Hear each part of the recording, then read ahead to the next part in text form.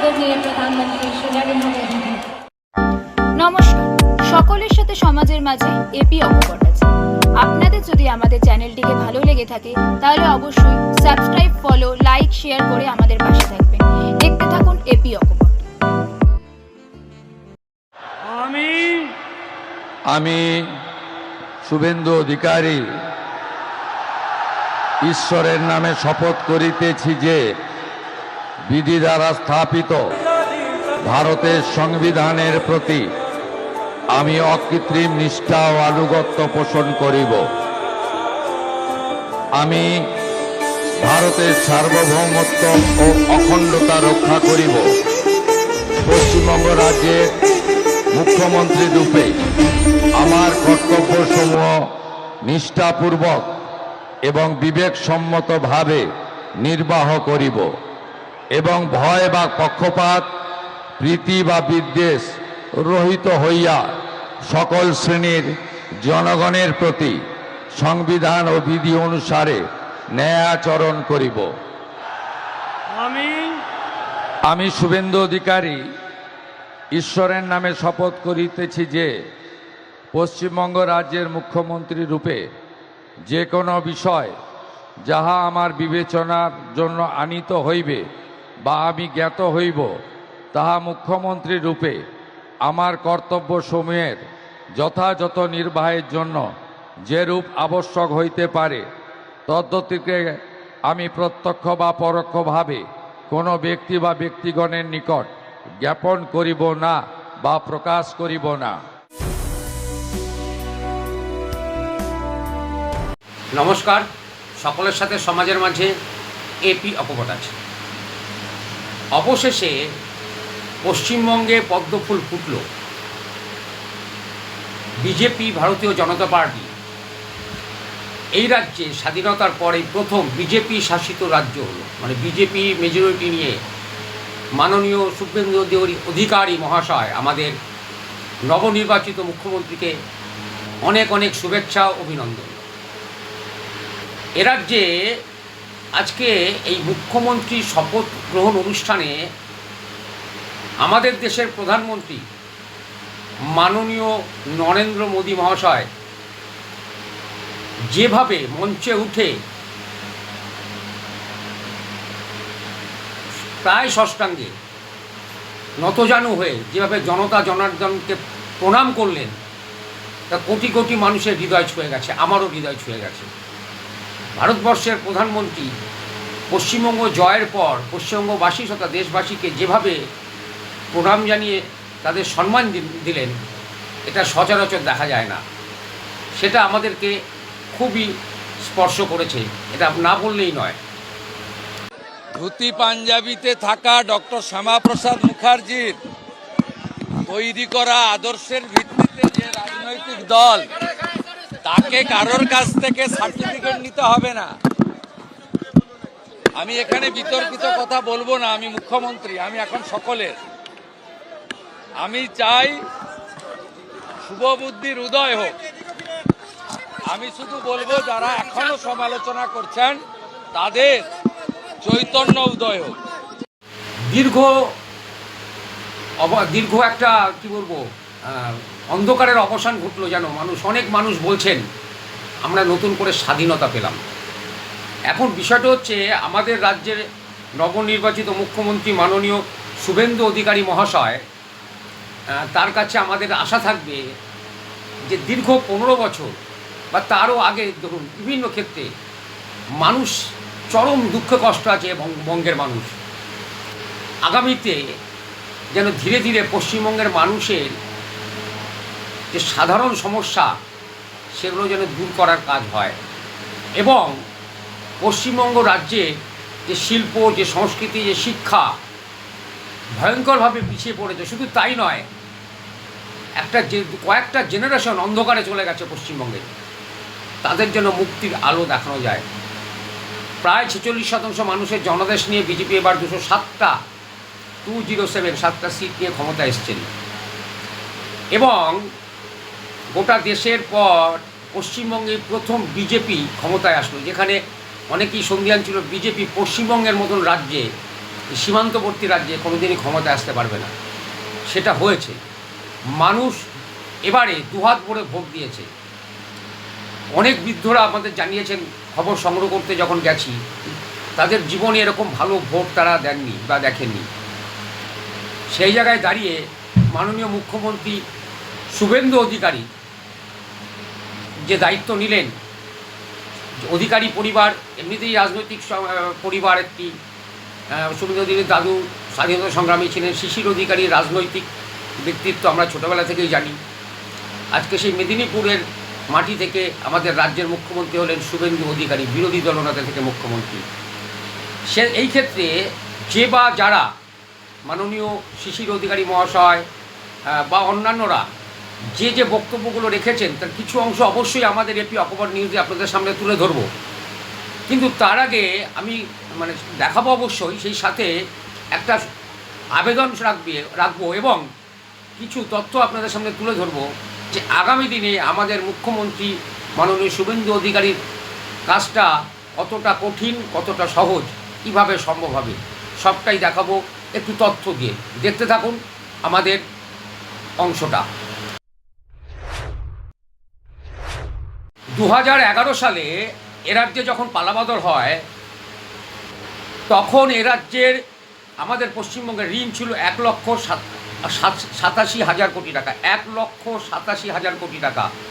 2011 সালে যখন পালাবদল হয়, বামেরা চলে যান এবং মমতা ব্যানার্জির তৃণমূল কংগ্রেস ক্ষমতায় আসে। আর আজকে 2026 সালে দাঁড়িয়ে আমাদের রাজ্যের ঋণ এই মুহূর্তে 8 লক্ষ কোটি টাকা। প্রচুর মেলা খেলা দান খয়রাতি হয়েছে, কিন্তু ফান্ডামেন্টাল কোনো কাজ হয়েছে কিনা, কোনো শিল্প কারখানা হয়েছে কিনা আপনারা সকলেই জানেন।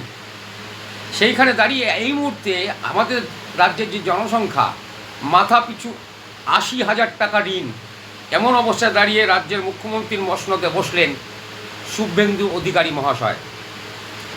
আর একটা তথ্য আপনাদের সামনে তুলে ধরি, যেটা 2023 সাল পর্যন্ত একটা পরিসংখ্যান আমাদের কাছে আছে। 2023 সালে 11.89% দরিদ্র মানুষ। তবে এই হিসাব নিয়ে বিতর্ক আছে, যেটা রঙ্গরাজন কমিটির রিপোর্টে আছে।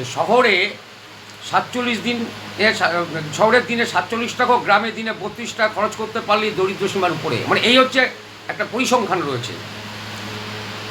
বেড়েছে পরিযায়ী শ্রমিক। সরকারি হিসাবে 2023 সালে হিসাব বলছি, সরকারি হিসাবে 22 লক্ষ, কিন্তু বেসরকারি হতে 50 লক্ষেরও বেশি।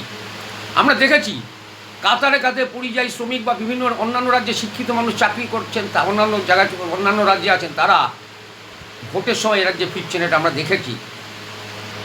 শুধু তাই নয়, সারা দেশে বিদেশি বিনিয়োগে এ রাজ্যের ভাগ মাত্র 0.6%। 0.6%। রাজ্য ছেড়েছে প্রায় 7,000 সংস্থা, আমাদের রাজ্য ছেড়ে চলে গেছে তারা। এরকম একটা পরিস্থিতির মাঝখানে দাঁড়িয়ে আজকে বিজেপি শাসন শুরু হতে চলেছে। রেল প্রকল্পের সম্প্রসারণের জন্য দরকার ছিল আমাদের রাজ্যে 4,564 হেক্টর জমি। রাজ্য দিতে পেরেছে মাত্র 27%, যার জন্য রেলের অনেক উন্নয়নের কাজ থমকে আছে। বড় পরিকল্পনা প্রকল্প কেন্দ্রে 2,900 কোটি টাকার সদ্ব্যবহার হয়নি জমি জটে এ রাজ্যে রেলের প্রকল্পে। আরও 1,500 কোটি টাকার প্রকল্প খুব ধীর লয়ে চলছে। এই পরিসংখ্যানগুলো তুলে ধরছি আজকের দিনে দাঁড়িয়ে। এই মাননীয় মুখ্যমন্ত্রী শুভেন্দু অধিকারী যে মুকুট পরলেন, তাতে কাটা কতটা বিছিয়ে আছে। জোকা, ধর্মতলা, নিউ গড়িয়া, বিমানবন্দর, নোয়াপাড়া, বারাসত, বরানগর, ব্যারাকপুর মেট্রোপথ, বারাণসী কলকাতা এক্সপ্রেসওয়ে, তাজপুর বন্দর এবং দেবচা পাচামি, এই সমস্ত নিয়ে অনেক রকম জটিল পরিস্থিতি তৈরি হয়েছে। আর একটা বলি, 2023 সালের আমাদের শিক্ষা, 2023 সালের রিপোর্ট অনুযায়ী 30 বা তার কম পড়ুয়া থাকায় প্রাথমিক স্কুল প্রাথমিক শিক্ষা, উচ্চ প্রাথমিক, মাধ্যমিক মিলিয়ে 8,207টি স্কুল বন্ধ হয়েছে বা হওয়ার পক্ষে। এই নিয়ে শিক্ষা নিয়ে তো আমরা জানি, এখনও ভোটের সময় বিভিন্ন রাজনৈতিক দল থেকে বক্তব্য উঠেছে প্রায় 8,500 শিক্ষা প্রতিষ্ঠান বন্ধ। দেখুন, রাজ্যে শিল্প তো হয়নি।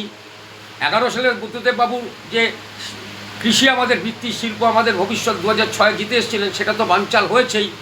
রাজ্যে বছর বছর শিল্প বাণিজ্য সম্মেলন হয়েছে, কিন্তু এই যে 2023 সাল পর্যন্ত যে পরিসংখ্যান এবং এখন তো সকলেই জানেন এরকম একটা কঠিন জায়গায় দাঁড়িয়ে মুখ্যমন্ত্রীর কাছে, নতুন মুখ্যমন্ত্রী শুভেন্দু অধিকারী বাবুর কাছে আমাদের আবেদন থাকবে, জনসাধারণের অনেক চাহিদা, মানুষ এতদিন যেন প্রচুর কষ্ট থেকে আজকে আপনাদেরকে ক্ষমতায় এনেছে, আনন্দ পাচ্ছে, যে অনেকে বলছেন স্বাধীনতা পেলাম, অনেক আচ্ছা আচ্ছা মানুষ বলছে নতুন করে স্বাধীনতা পেলাম।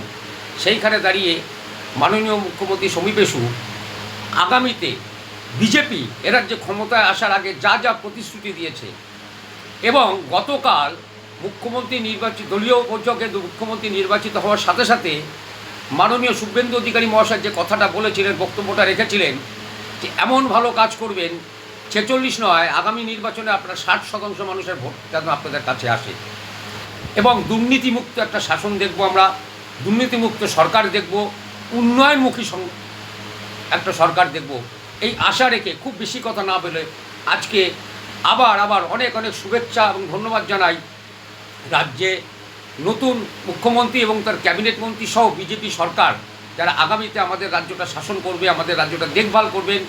এবং আজকে মুখ্যমন্ত্রী শুভেন্দু অধিকারী শপথ নেওয়ার পরেই বলেছেন তিনি কোনো বিতর্কিত কথা বলবেন না, তিনি এখন আমাদের সকলের মুখ্যমন্ত্রী।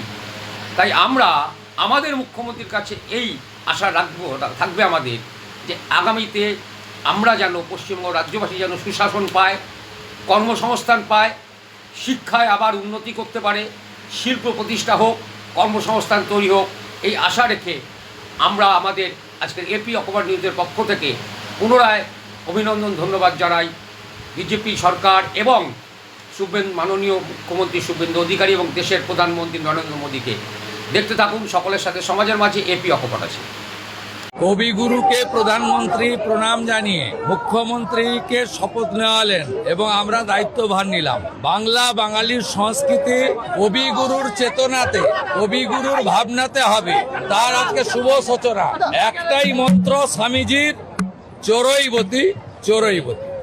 একটু কি কোথাও মন খারাপ লাগছে? শুভেন্দুদার শপথ গ্রহণটা ওখানে গিয়ে দেখতে পারলে কি ভালো লাগছে? না, আমি যেতে পারতাম না তা নয়, কিন্তু এই ভিড়টির মধ্যে কোথায় কি হবে, তবে আমাকে আবার টার্গেট করে নেবে, আর তখন সেখানে লোকে দেখুক। আমি তো টিভিতে দেখছি আমার ঘরের ছেলে মুখ্যমন্ত্রী হয়েছে, আমার এর চেয়ে বেশি আনন্দের কি আছে?